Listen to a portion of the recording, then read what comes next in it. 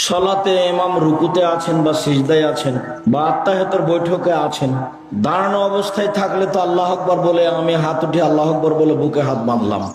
কিন্তু ইমাম যদি রুকু বা সিজদা বা সালাম বা আত্তাহিয়াতের বৈঠকে থাকে, তাহলে আমার অংশগ্রহণ করাটা কেমন হবে?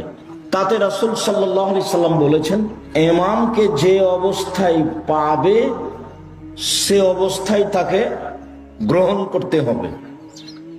তাহলে আল্লাহু আকবার বলে যদি হাত বাঁধি, তো ইমাম তো হাত বাঁধা অবস্থায় নেই, তাহলে তার অবস্থা গ্রহণ করা হলো কিভাবে?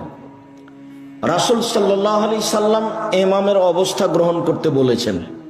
তো যেহেতু আল্লাহু আকবার বলা ছাড়া সালাতের ভিতরে ঢোকা যাবে না, তাহরিমুত তাকবীর, আল্লাহু আকবার বললে সবকিছু হারাম হয়, আর তাহলিলুত তাসলিম, আর সালাম বললে হালাল যাতা হালাল হয়। মানে সলাতের মধ্যে ঢোকার পদ্ধতি হলো আল্লাহু আকবার, আর সলাত থেকে বের হওয়ার পদ্ধতি হলো সালাম। তো আমাকে সলাতের মধ্যে ঢুকেই ইমামের অবস্থা গ্রহণ করতে হবে, অতএব বুকে হাত বাঁধতে হবে না।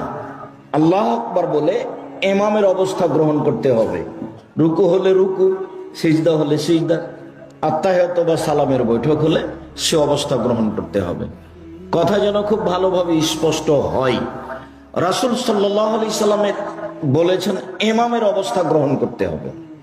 তা আমি যদি আল্লাহু আকবার বলে বুকে হাত বাঁধি, তো ইমাম তো বুকে হাত বেঁধে নেই, উনি তো রুকুতে আছেন, তাহলে আমার রাসূলের কথা ফলো হলো না। অতএব সলাতে ঢুকেই আল্লাহু আকবার বলেই যে অবস্থায় ইমাম আছেন সে অবস্থা আমাকে যেতে হবে।